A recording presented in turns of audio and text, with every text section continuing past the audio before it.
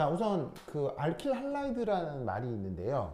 이게 물론 관용 표현이긴 하지만 알킬이라는 말의 뜻은 탄소 원자를 뜻해요. 탄소. 그 다음에 할라이드는 할로젠.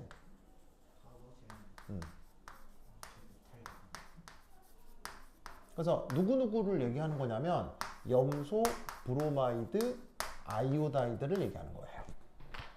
그래서 할로젠이니까 몇 쪽 원소를 뜻하는 거죠? 17쪽 원소를 뜻하는 건데 염소, 브로마이드, 아이오다이드 이런 거를 알킬 할라이드라고 해요.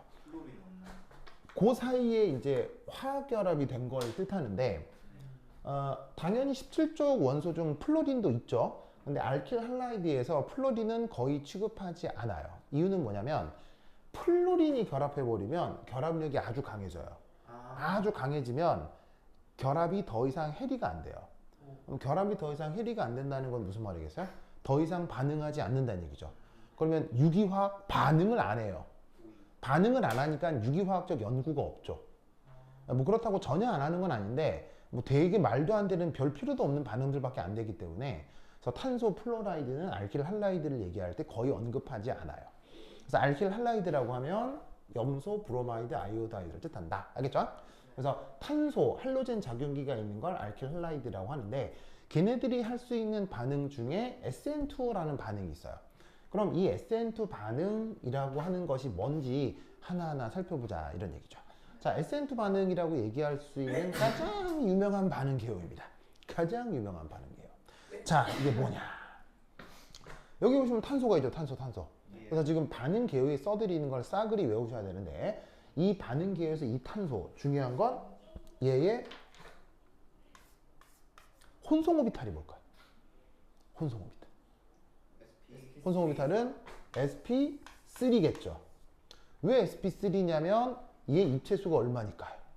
입체수가 하나, 둘, 셋, 넷, 4개이기 때문에 이 탄소의 기하 구조는 이런 식으로 짜잔 4면체 구조가 나타날 거란 말이에요.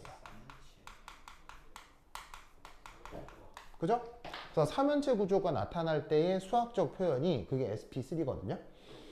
그러면 알겠죠? 자, 이때 여기에 있는 이 탄소, 여기에 있는 브로마이드를 비교하면 탄소, 브로마이드에 자, 요렇게 표현하는 게 뭐죠? 바로 전기 음성도죠. 자, 둘 중에 어떤 게 더 커요? 어떤 게 더 커요? 할로젠이 더 큽니다. 자, 뭐 나온 김에 써볼까요? 자, 탄소는 얼마? 탄소는 2.55 정도 되고요. 자, 브로마이드는 얼마? 2.8 정도 됩니다. 2.8, 뭐 2.9라고 돼 있는 데도 있고, 뭐 2.8, 2.9 이렇게 됩니다. 여하튼 어디가 뭐 조금이라도 더 큽니까? 요 브로마이드가 크죠. 그러면 혹시 부분 전하 델타 마이너스 델타 플러스라는 표현 압니까? 그러면 전기음성도 큰 쪽이 델타 뭐가 된다는 얘기야? 델타 마이너스. 전기음성도 작은 쪽이 델타 플러스. 아시겠죠? 그렇다면 이 경우 여기에 있는 이 탄소는 전자가 풍부한 거예요? 전자가 부족한 거예요? 얘는 전자가 부족한 것이다. 뭔 뜻인지 아시겠어? 전자가 부족한 것이다. 자, 그러면 배가 고프면 계속 굶어야 돼요? 밥을 먹어야 돼요? 배가 고프면 밥을 먹는 게 상식이잖아요. 무슨 말인지 알겠어요? 그렇다면 전자가 부족하면 전자를 부족한 대로 있어야 되겠어요? 전자를 받아야 되겠어요? 전자를 받아야 되겠죠? 그러면 여기에 있는 이 비공유 전자 쌍을 얘가 요렇게럼 받아들일 수 있다는 얘기예요. 뭔 뜻인지 아셨어? 알겠어? 그래서 주는 놈을 살펴봤더니 엄마 무슨 이온이에요? 아싸리 음이온이죠. 음이온이면 사실 전자가 부족하다고 볼 수 있어요? 전자가 풍부하다고 볼 수 있어요? 전자가 충분히 많이 있겠구나 이런 생각을 해볼 수 있다는 것이지요. 뭔 말인지 아시겠죠? 자, 그러면 바람은 어디서 어디로 이동해요? 바람은 어디서 어디로 불어요? 바람은 고기압에서 저기압으로 불죠? 많은 데서 적은 데로 가죠? 유기화학도 마찬가지예요. 유기화학도. 전자가 어디서 어디로 간다? 전자가 많은 데서 적은 데로 간다. 즉 고기압에서 저기압으로 바람이 부는 원리나 전자가 많은 데서 적은 데로 가는 원리나 다 연력학 제2법칙의 원리 그대로 움직이는 거예요. 알겠죠? 그래서 유기화학에서도 전자가 풍부한 쪽에서 부족한 쪽으로 전자 이동이 된다고 하는 건데 이때 전자가 부족한 이런 화학종을 부르는 이름이 있어요. 얘를 부르는 이름이 뭐냐? 바로바로 act as electrophile이라고 해요. 전자가 부족할 경우 일렉트로파일로 작동한다 라고 얘기를 해요. 일렉트로파일로 작동한다 라고 얘기합니다. 알겠죠? 그러면 일렉트로파일 이걸 우리말로 뭐라고 번역하느냐?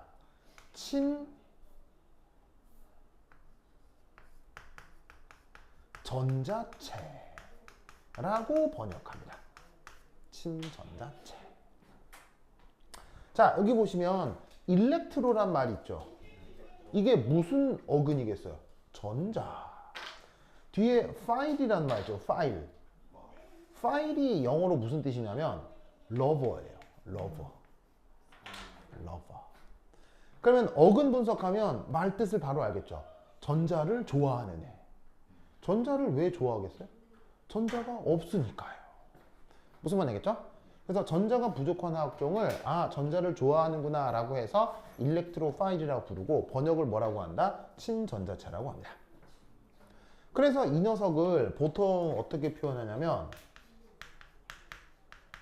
보통 E 플러스로 표기합니다. 자, 이 E는 어디서 온 말이겠어요? 일렉트로파일의 E를 딴 거고요. 굳이 플러스로 표시한 건 뭐 때문이겠어요? 플러스로 표시한 이유는 전자가 부족하기 때문에 보통 E 플러스로 종종 표시합니다. 뭔 뜻인지 아시겠죠? 그렇죠? 그래서 지금 저기서 저 탄소의 역할은 일렉트로파일. 됐죠? 자, 그것에 대해서 여기에 있는 CN-주. 이 CN-주는 지금 전자가 풍부하죠. 이 전자가 풍부한 상황을 뭐라고 표현하냐면 act as nucleophile이라고 얘기합니다. nucleophile. 그러면 file이란 말은 똑같을 거고요. 앞에 nucleo 이 말만 생각하면 되겠죠. nucleo의 원래 뜻은 핵이에요. 핵. 핵폭탄을 영어로 뭐라고 해요? nuclear bomb이라고 하잖아. 그 nuclear예요. 그래서 원래 뜻은 핵인데, 지금 이게 무슨 핵반응이냐? 유기화학은 핵반응이에요? 절대 핵반응은 아니에요. 절대 핵반응은 아니죠. 근데 왜 핵이라고 쓰느냐? 바로 원자의 핵에 뭐가 있기 때문에? 플러스 센터가 있기 때문이에요. 그래서 핵반응이 일어난다는 뜻의 뉴클레오가 아니고요. 플러스 전하가 있다는 뜻의 뉴클레오라고 생각하시면 돼요. 무슨 말이겠죠? 그러면 얘는 말을 번역하면 뭐겠어요? 플러스를 좋아하는 녀석이에요. 무슨 말 알겠죠? 플러스를 좋아하는 녀석. 왜 플러스를 좋아하겠어요? 왜 플러스를 좋아하겠어요? 얘는? 전자가 많으니까요. 아시겠어요? 얘는 전자가 많으니까 플러스를 좋아하고 얘는 전자가 없으니까 전자를 좋아하고. 아시겠죠? 그래서 이 뉴클레오파일을 우리말로 뭐라고 번역한다? 친핵체라고 번역을 합니다. 아시겠죠? 그래서 얘를 보통 NU-주 이렇게 표기를 해요.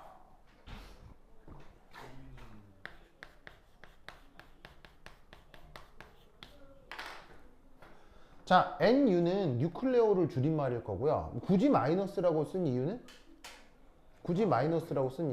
전자가 많기 때문에. 그리고 여기 땡땡이는 뭐겠어요? 땡땡이는 뭐겠어요?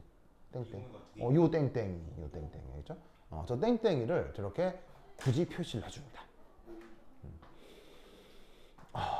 되죠? 그리하여 여기에 있는 이 탄소의 전자가 탄소에 제공이 됩니다.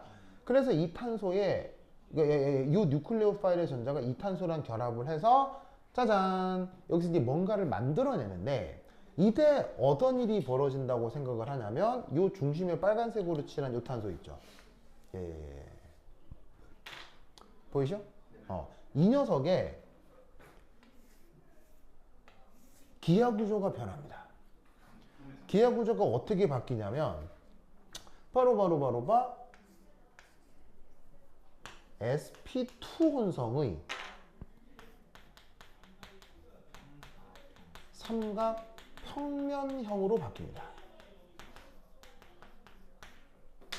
삼각 평면형으로 바뀝니다. 보이시죠? 삼각 평면형으로 바뀝니다. 그러면 여러분 sp2 혼성을 하게 되면 무슨 오비탈이 혼성에 참여하지 않고 남게 되죠? sp2 혼성하면 어떤 오비탈이 남지 않고 혼성에 참여하지 않고 남게 돼요? 어떤 오비탈이 혼성에 참여하지 않고 남게 돼요? 바로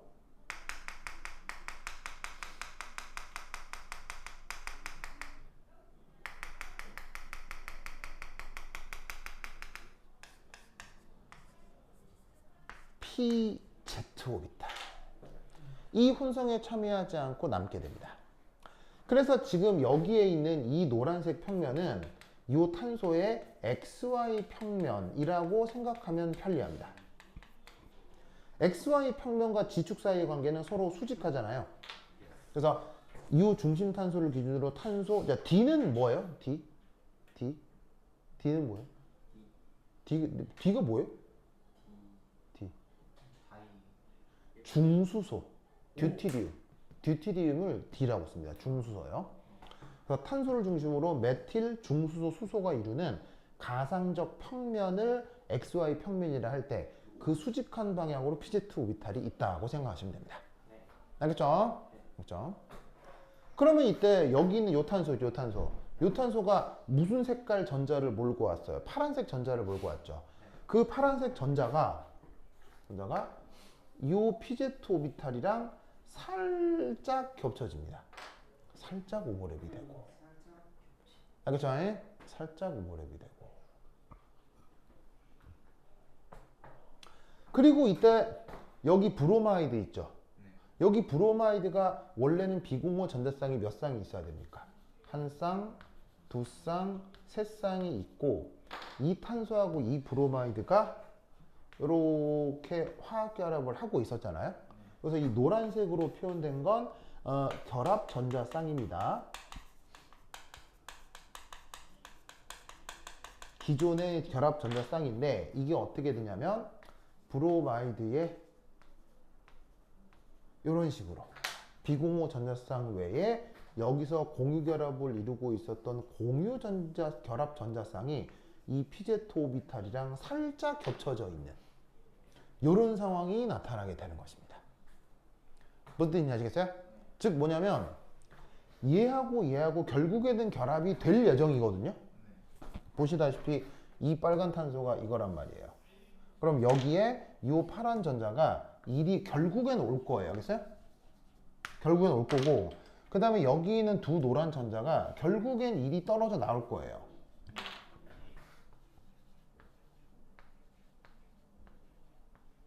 그러면 이 상황은 뭐냐? 이 상황은 뭐냐면 붙은 것도 아니고 떨어진 것도 아니고 무슨 말 알겠어요? 자, 이때는 떨어졌고 붙었죠. 이때는 붙고 떨어졌죠. 그 중간에 붙은 것도 아니고 떨어진 것도 아니에요. 그런 상태를 지금 그림으로 그린 거란 얘기예요. 뭔 말인지 아시겠죠? 아시겠습니까? 알겠죠? 그래서 이때 요 둘의 상태를 한꺼번에 뭐라고 부를 수 있냐면 반응물.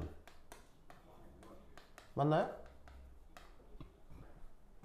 자, 반응 전이니까 반응물이잖아요. 그죠?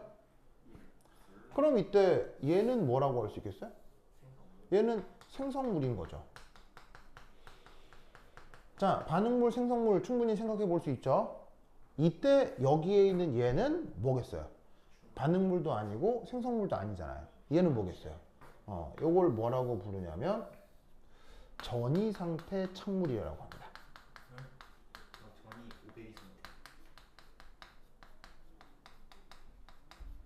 전이 상태 착물이라고 합니다. 그래서 그 뭐냐면은 전이 상태 착화물이라고 하는데, 자, 이 전이 상태 착물, 뭐 영어로는 transient state complex라고 할 수 있는데, 그럼 왜 전이 상태 착물이고 얘는 중간체가 아니냐? 얘는 중간체가 아닙니다. 왜 중간체가 아닐까요? 왜냐하면 찰나의 시간이기 때문에 중간체라고 볼 수 없지 않을까요? 찰나라는 말은 과학적인 말인가요? 비과학적인 말인가요? 비과학적인 말이죠. 왜 얘는 중간체가 아닐까요? 안정하지 못해서. 왜냐하면 탄소가 옥텟을 초과하고 있기 때문입니다.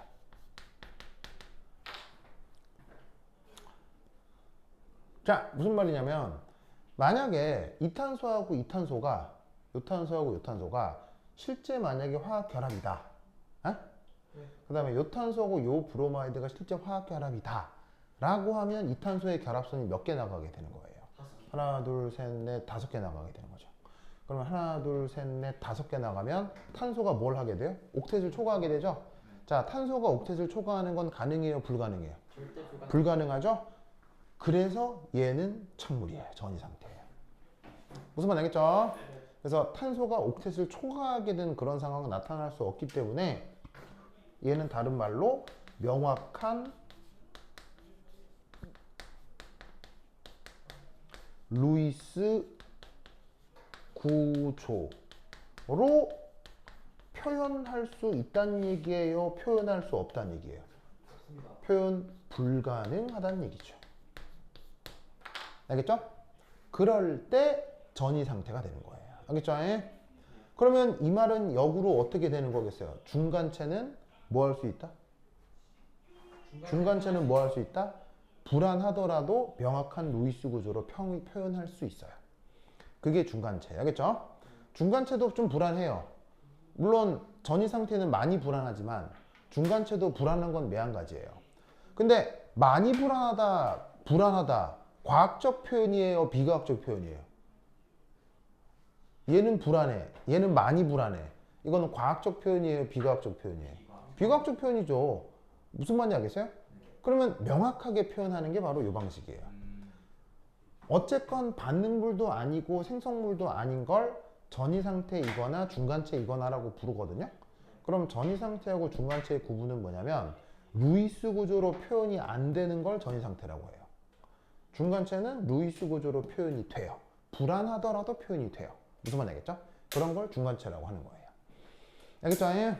그렇죠? 그래서 지금 얘는 뭐다? 중간체가 아니고 전이 상태.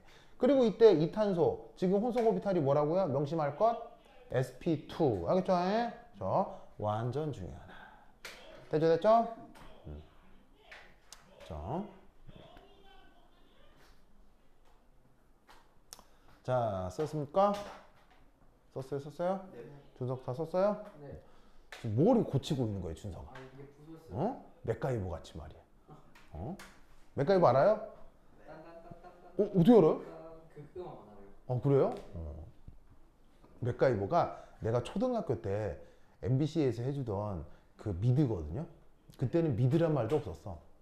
얼마나 재밌었는지 그때 당시 초등학생들이 혼을 쏙 빼놓은 미드입니다.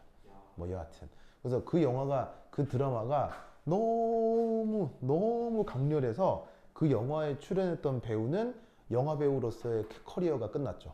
예. 그 캐릭터가 너무 강렬해서 그 주연으로 나왔던 영화 배우는 다른 역을 맡을 수가 없었어요. 그래서 그 영화 배우는 그 맥가이버라고 하는 드라마로 영화 배우 커리어가 끝납니다. 너무 강렬해서 다른데 캐스팅이 안 돼. 어느 영화만 도 맥가이버다 그래야 될 거 아니에요. 네, 그래서 참 가슴 아픈 일이었죠. 자, anyway. 자, 그 다음 최종적으로 이제 이게 만들어진 건지 알겠죠? 그래서 어떻게 했냐면 드디어 새로운 탄소-탄소 결합이 만들어지고 기존 탄소 브로마이드 결합이 뿅 떨어져 나온 것이다. 알겠죠? 이때 얘를 뭐라고 부르느냐? 얘를 act as living group이라고 불러요. act as living group이라고 불러요. 우리말 번역은 living group. 우리말 그룹은 아니, 우리말 번역은 이탈기. 예? 예? 왜? 이게 왜 이래? 뭐 미쓰리 중에 뭐 유명하신 분이 있습니까? 그런가요? 준석이 요즘 뭐 썸을 타고 있는 모양인데요? 그래요? 알겠습니다. 네, 준석. 자, anyway, 자 봅시다. 이탈귀 보이시죠? 이탈귀. 자, 이거는 말을 너무 잘 지었어요. 자, living이라는 말이 무슨 말? living. 안녕 이런 뜻이잖아요. 진짜 그런 뜻이에요. 자, 얘는 뭐냐? 이겁니다. 기질. 그러니까 여기서는 저 탄소 델타 플러스를 띠는 탄소를 얘기하는 거겠죠. 기질로부터 전자 쌍을 가지고 이온화된 부분을 이탈기라고 부르는 겁니다. 그러면 설명해 놓은 거 그대로의 일이 벌어졌죠. 그래서 원래 기질탄소하고 결합을 하고 있었는데 그걸 가지고 뿅 떨어져 나왔다. 그걸 living group. 아시겠죠? 알겠죠? 그래서 얘를 보통 어떻게 표현하느냐? 땡땡 한 다음에 LG 마이너스 보통 이렇게 표현합니다. 보면 알겠죠? 그렇죠? 즉 이렇게 일어나는 게 바로 SN2 반응이에요. 그러면 이 SN2 반응이 다른 데서 어떻게 일어날 거냐? 지금은 알킬 할라이드로 탄소 브로마이드 예를 들었죠. 그럼 탄소 브로마이드 외에 탄소 염소, 뭐 탄소 아이오다이드 있을 수 있고요. 지금 여기는 메틸 그룹이 붙어 있지만 뭐 알킬 그룹 다른 뭐 에틸 그룹 이런 게 붙어 있을 수도 있고요. 그 다음에 뉴클레오 파일도 얘만 있겠어요? 뉴클레오 파일도 천지백가리로 많겠어요? 네, 천지백가리로 많으니까 뉴클레오 파일도 바꿔가면서 무슨 뜻인지 아시겠어요? 그런 식으로 반응이 다양화된다 이런 얘기죠. 그래서 어찌됐건 이런 식으로 일어나는 이 전형적인 반응을 뭐라고 부른다? 요것을 SN2 반응이라 한다. 뭔 말인지 알겠죠? 이 논리를 격격 기억해 두시기 바랍니다. 오케이, 다다. 자, 그럼 여기서 이 반응계열에서 알아둬야 될 이 제오메트리.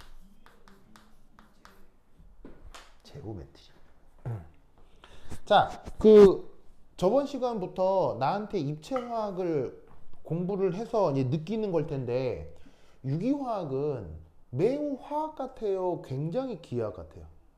굉장히 기하학 같죠. 그러니까 유기화학이라고 하면 진짜 화학에서 얘기하는 막 계산하고 뭐 짜잘짜잘한 계산하고 뭐 반응물 생성물 막 이런 것만 생각을 했다가 이쪽 화학을 딱 들으니 매우 기하학 같잖아요. 그래서 화학과에 가서 유기화학을 2학년 1학기 때 처음 수강하게 되는데 그 2학년 1학기 때 유기화학을 수강하고 유기화학의 매력에 폭 빠지는 학생들이 굉장히 많습니다. 그래서 화학과에 진학하는 학생 중 2학년 1학기가 딱 되면 학생의 절반이 나는 유기화학 전공할래 이렇게 됩니다. 왜냐면 굉장히 재밌거든요. 이게 뭔가 기하 같고 그리고 막 그 기하 구조에 대한 설명이 아주 많고 막 그렇거든요. 그래서 2학년 1학기 때 많은 학생들이 유기화학 전공을 하기 위해서 마음을 굳힙니다. 그러다가 2학년 2학기 때 무슨 수업이 있느냐? 유기화학 실험 수업이 있어요. 그걸 딱 듣자마자 그 중에 절반이 떨어져 나갑니다. 아, 이게 책으로 배우는 유기화학과 몸으로 하는 유기화학은 아무런 관련이 없구나. 뭐 이러고 이걸 깨닫게 돼요. 그래서 사실은 이제 그런 면들이 있는데 초반에 유기화학을 배울 땐 유기화학이 굉장히 매력적이죠. 왜냐하면 이런 기하학이 아주 정리가 잘 돼 있기 때문이에요. 자, 첫 번째 1.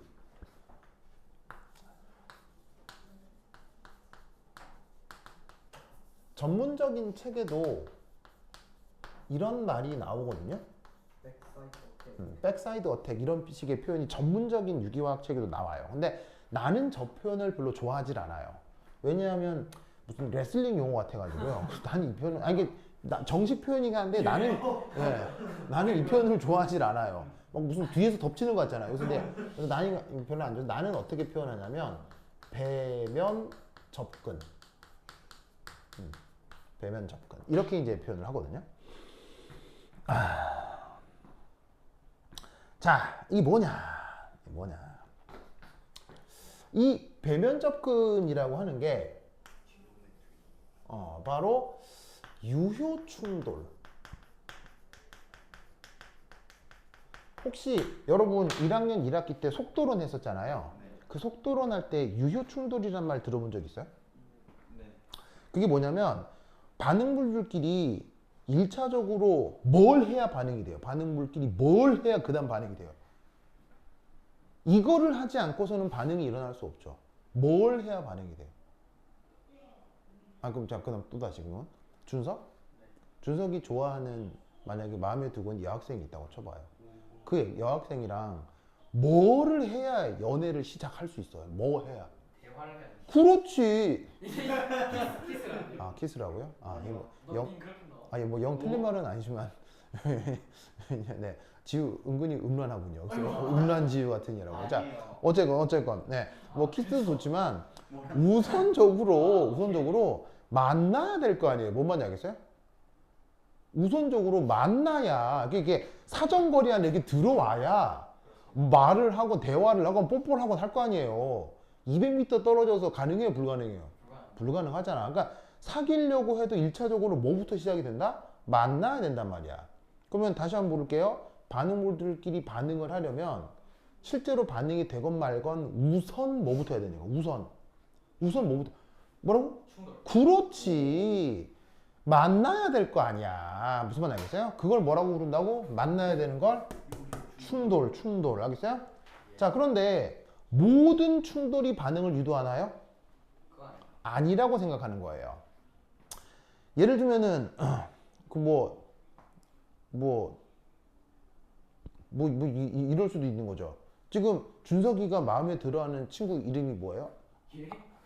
앞 글자만 얘기해봐. 앞 글자. 아니, 미스 뭐예요? 성만 얘기해줘요. 근데 성이 세 글자예요. 진짜로요? 소리야.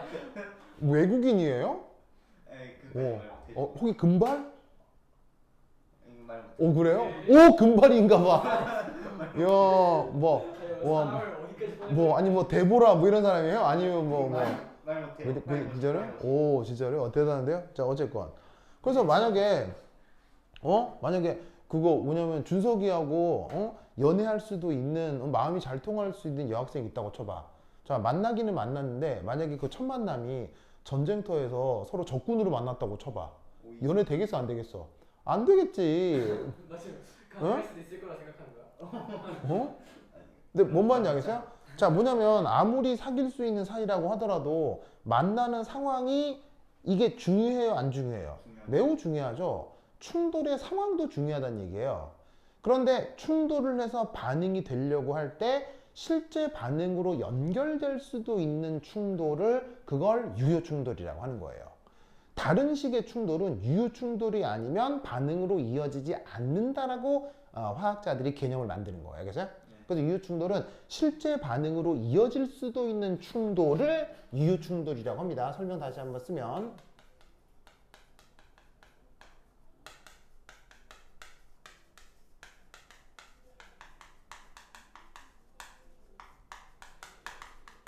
그걸 유효 충돌이라고 할 때 지금 이 SN2 반응에서 설명되는 백사이드 어택이라는 것이 바로 유효 충돌의 한 예시입니다.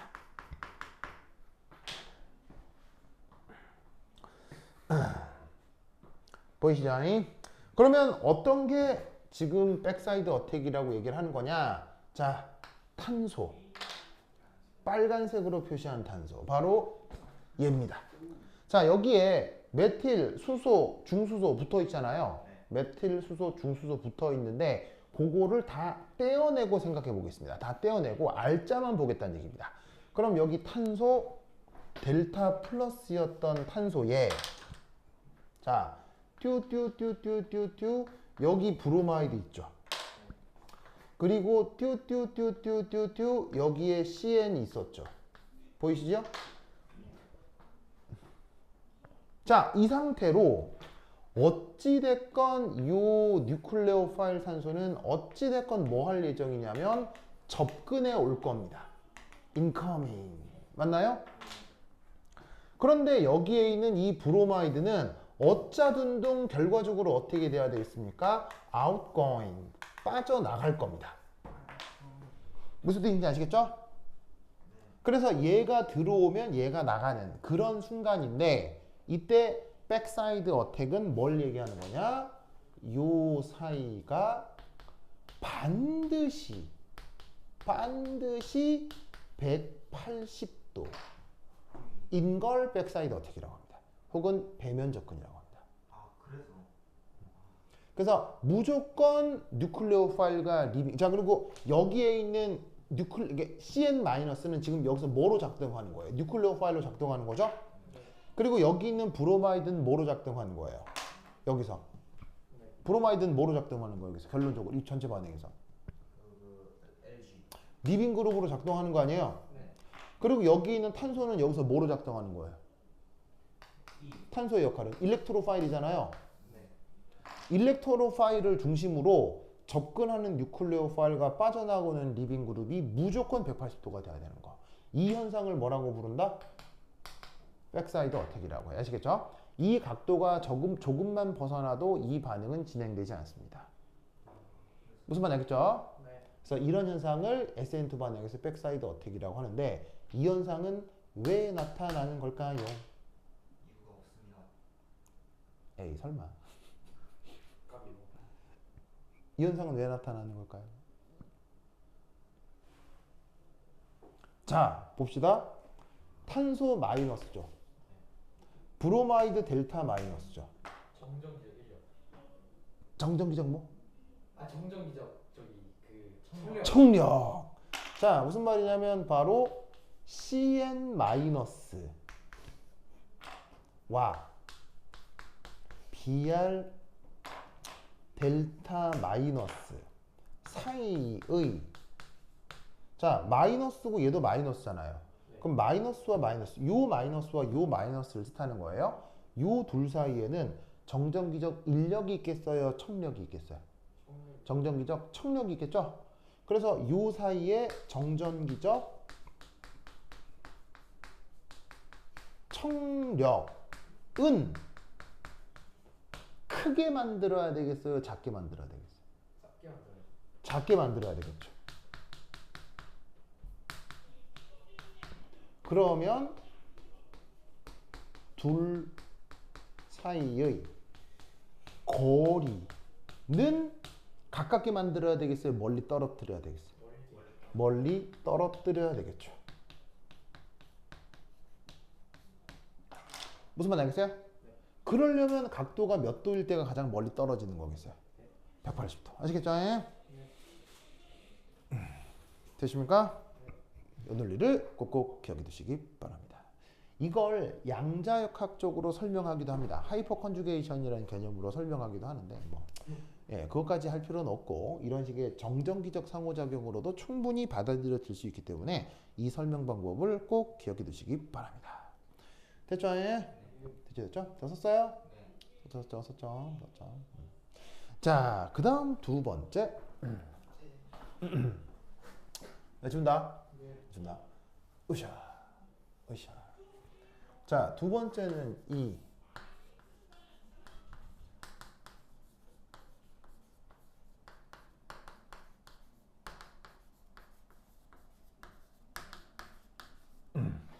configuration inversion이라는 표현이 있어요. 우리말 번역은 뭐냐면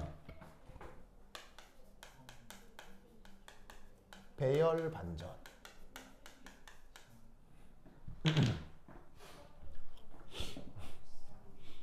배열 반전.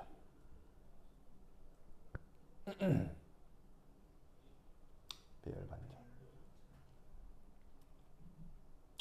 자, 이 녀석은 뭐냐면 탄소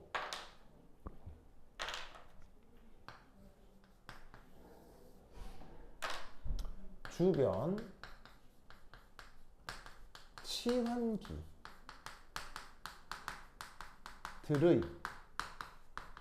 배열이 바뀌는 현상입니다.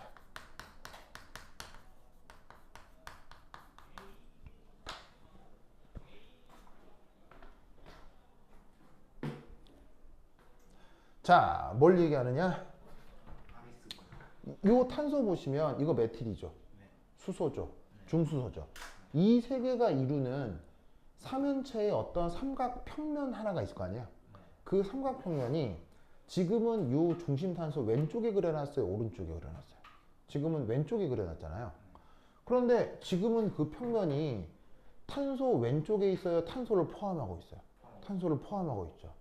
그리고 최종적으로는 그 평면이 탄소 왼쪽에 있어요? 오른쪽에 있어요? 탄소 오른쪽에 있죠? 요런 현상을 컨피그레이션 인버전이라고 해요. 무슨 말 알겠죠? 네. 그래서 여기에 있는 요 탄소, 그럼 결국 어떻게 되냐면 뉴클레오 파일의 전자쌍이 가지고 있는 전자쌍과 기존 가지 사이의 청력의 최소화를 위해서 기존 치환기들이 뒤쪽으로 물러서는 현상을 바로 컨피그레이션 인버전이라고 하는 거예요. 이 컨피그레이션 인버전은 누구와 관계가 있냐면 바로 VS-EPR과 관계가 있는 거예요. VS-EPR이 뭐죠? 자, 전자쌍끼리는 거리가 멀어져야 돼요? 전자쌍끼리는 거리가 가까워져야 돼요? 전자쌍끼리는 거리가 멀어져야 되죠. 그럼 잘 봐요. 얘는 가까워질 예정이에요? 멀어질 예정이에요? 가까워질 예정이죠. 그럼 얘가 밀고 들어오니까 이 전자쌍하고 기존 치환기 사이에 뭐가 있을 수 있다? 요 사이에 청력이 있을 수 있다는 얘기예요. 전자쌍 반발이 있을 수 있다는 얘기죠. 즉 밀고 들어오니까 청력 때문에 뒤쪽으로 꺾여 넘어간다는 얘기예요. 뭔 말인지 아시겠죠? 네. 아시겠습니까? 이런 현상을 뭐라고 부른다? 컨피그레이션 인버전이라고 합니다. 자, 그럼 이때 여기서 이게 뭐예요? 카이를 탄소죠? 네. 카이를 탄소면 뭘 따져볼까요? RS 따져볼까요? 시작. S요. 오, 개빠르다. 저희 뭡니까? S입니다. 자, 수소하고 중수소 중에는 누가 우선순위가 더 크다? 중수소가 큽니다. 원자 번호가 같을 경우는 우선순위를 어떻게 따진다? 질량수. 원자 번호가 같으면 질량수가 클수록 우선순위가 더 큽니다. 어쨌건 얘는 언제나 꼴찌라는 얘기예요. 아시겠어요? 그러면 얘는 자, 세 개 중에 우선순위 제일 큰 건 BR. 브로마이드죠. 그 다음 메틸이고 그 다음 수소일 수밖에 없잖아요. 잡으면 왼손으로 예쁘게 잡히기 때문에 S일 거예요. 자, 여기에 있는 이것도 무슨 탄소예요? 카이럴 탄소죠? 자, RS 따져볼까요? 자, 이 RS 따지면 어떻게 될 거냐면 R이죠? R이죠? 자, 얘는 무조건 꼴찌일 거고, 자, 탄소에 질소가 붙어 있고 탄소 수소니까 우선순위 1등일 거예요. 1등, 2등, 3등이니 오른손으로 예쁘게 잡힐 것 같거든요. 그래서 지금 저런 식으로 S가 R이 되었는데 놀라웠게도 RS 관계가 항상 뒤바뀌지는 않습니다.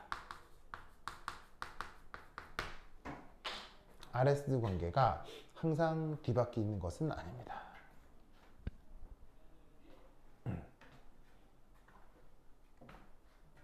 이 말 뜻 이해했어요? 자, 지금은 RS 관계가 바뀌었어요? 안 바뀌었어요? 바뀌었죠? 바뀌었는데 때로는 어떻게 될 수도 있냐면 S인데 S가 될 수도 있고요. R인데 R이 될 수도 있어요. 안 바뀔 수도 있어요. 왜냐하면 우선순위의 묘미 때문에 그래요. 우선순위의 묘미라는 게 무슨 말이냐면 여기는 잘 봐요. 여기는 잘 봐. 얘가 지금 우선순위가 크죠. 그리고 결국 얘도 우선순위가 크잖아요.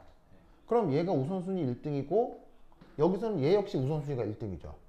우선순위 1등인 게 빠지고 우선순위 1등인 게 들어와서 RS가 바뀐 거예요. 근데 어떻게 될 수가 있냐면 빠져나가는 건 우선순위가 큰데 들어오는 게 우선순위가 작아버리면 RS가 S였는데 R이 안 될 수도 있어요. 우선순위는 어떻게 될지 아무도 모르기 때문에 RS가 항상 뒤집히는 것은 아닙니다. S였는데 S일 수도 있고 R이 R일 수도 있습니다. 그래서 SN2 반응에서 반응 전에 R이었으니까 반응 후에 S가 될 거다. 절대 아니에요. 무조건 어떻게 해야 된다? 따로따로 따져야 됩니다. 무슨 말 알겠어요? 그래서 어떻게 되냐? 이 밑에 뭐 RS 관계는 언제든 언제나 새 것인 것처럼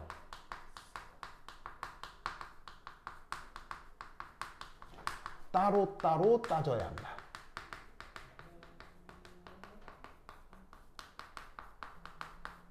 알겠죠? 요게 SN2 반응에서 일어나는 가장 기본적인 내용들입니다. 됐죠? 이 논리를 꼭꼭 기억해 두시기 바랍니다. 오케이, 됐다. 그러면 한 10분 쉬었도록 하겠습니다. 반실 걷으세요. 편의점 가야 되니까. 네, 저희 시험에 RS 관계